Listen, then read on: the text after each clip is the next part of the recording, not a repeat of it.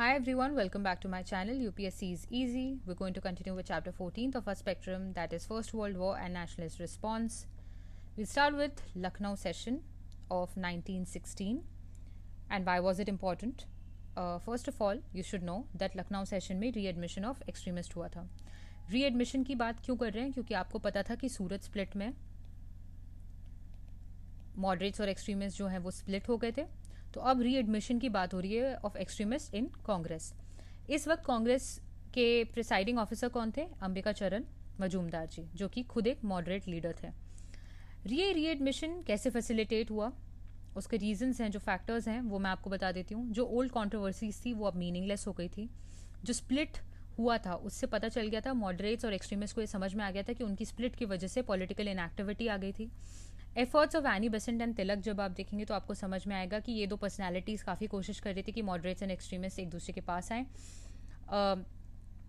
Also आपको एक और चीज़ समझ में आएगी कि जो इस वक्त तिलक हैं उन्होंने ये भी बोला कि वो डिनाउंस करेंगे एक्ट ऑफ वायलेंस, राइट.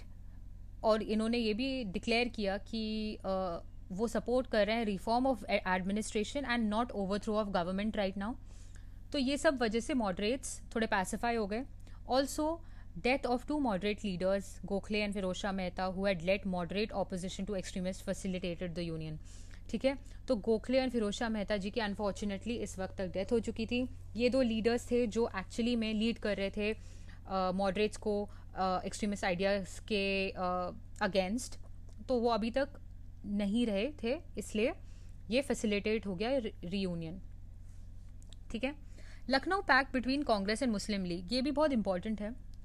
यहाँ पे आप देखेंगे कि एक और सिग्निफिकेंट डेवलपमेंट जो मैंने अभी आपको बताया, ये लखनऊ में हुआ.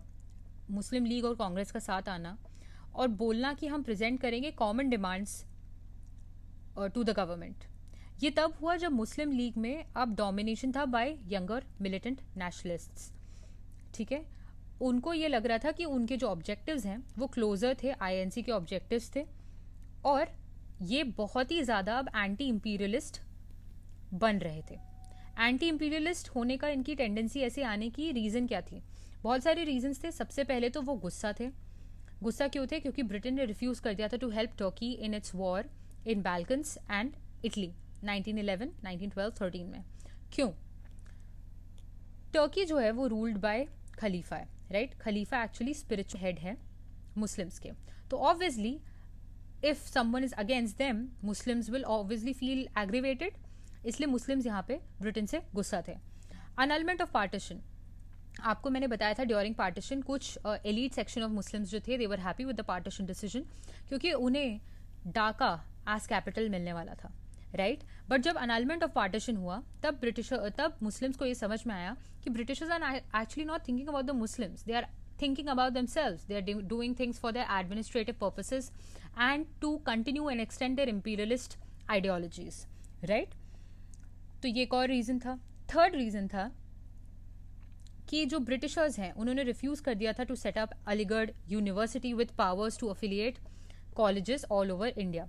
ठीक है, अलीगढ़ अलीगढ़ यूनिवर्सिटी, और उसको ऐसी पावर मिलना कि वो अफिलिएट कर पाए डिफरेंट कॉलेजेस को इन कंट्री, ये देने से मना कर दिया था ब्रिटिशर्स ने. और इस वजह से मुस्लिम्स को कॉर्नर्ड एंड एलियनेटेड फील हुआ, right. Also younger league members, आपने कांग्रेस में भी देखा, आगे भी देखेंगे जब यंगर मेंबर्स आएंगे लाइक नेहरू, ऑल्सो सुभाष चंद्र बोस, तो कैसे चेंजेस आते हैं कांग्रेस में, और न्यू आइडियाज़ आते हैं. यंगर नेशनलिस्ट की डिमांड्स क्या क्या हैं, तो अब आप समझेंगे कि वो बोल्डर नेशनलिस्ट थे पॉलिटिक्स में. प्रेयर एंड पिटिशन नहीं करना चाह रहे थे दोनों साइड के लोग, right.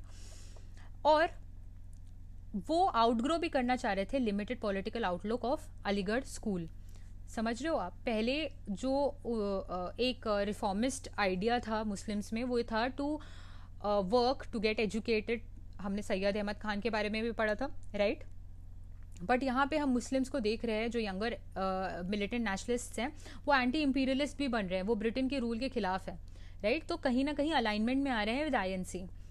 Also Calcutta session of Muslim league जो हुआ था 1912 में, ये बात को स्टेट करता है, ये बात को प्रूव करता है कि यहाँ पे जो ML है यानी कि मुस्लिम लीग है, उसने कमिट किया to work with other groups for system of government, self government suited for India. तो यहाँ पे वो सेम डिमांड्स रख रहा है, राइट। होम रूल लीग के आने के पहले और swaraj as a goal declare करने के बाद कहीं बीच में 1912 में मुस्लिम लीग भी ये बोल रहा है कि सेल्फ गवर्नमेंट जो सूटेड है इंडिया के लिए वो होना चाहिए, राइट। तो सारे ग्रुप्स जो एक साथ अलाइनमेंट में आते हुए नजर आ रहे हैं। ऑल्सो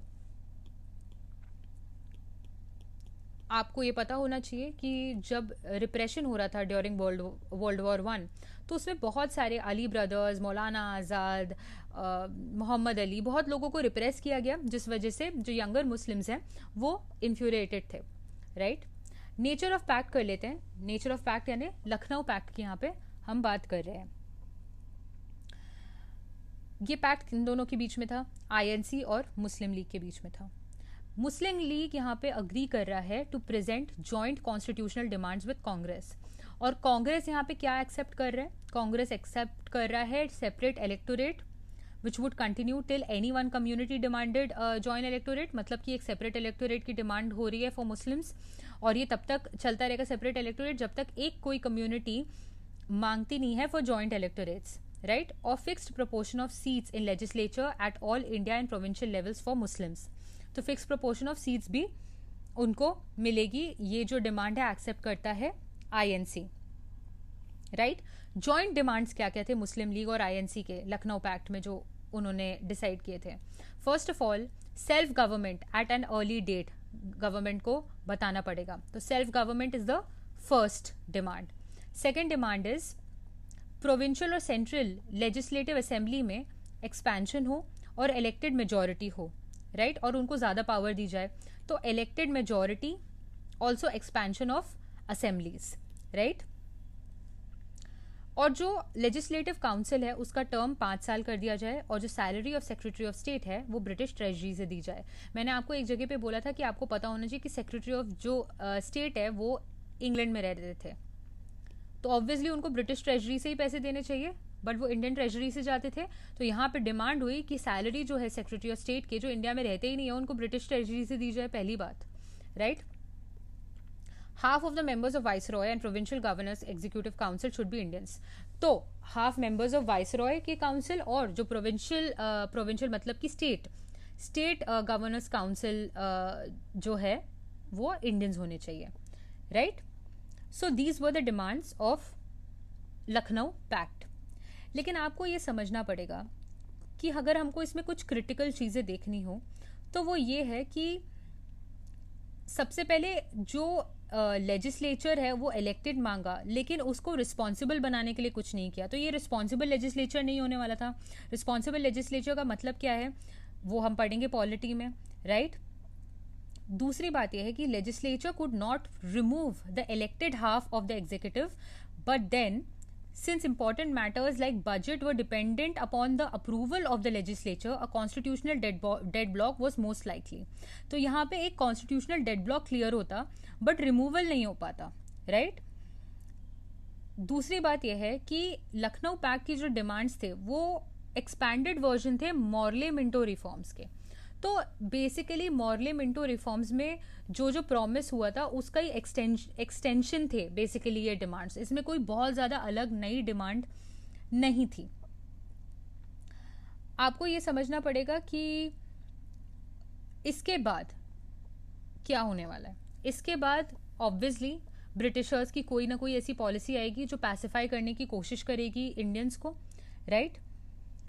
तो यहाँ पे आया मॉन्टेगू का स्टेटमेंट। मॉन्टेगू कौन थे? मॉन्टेगू थे सेक्रेटरी ऑफ स्टेट, ठीक है। इनका पूरा नाम है एडविन मॉन्टेगू, ठीक है।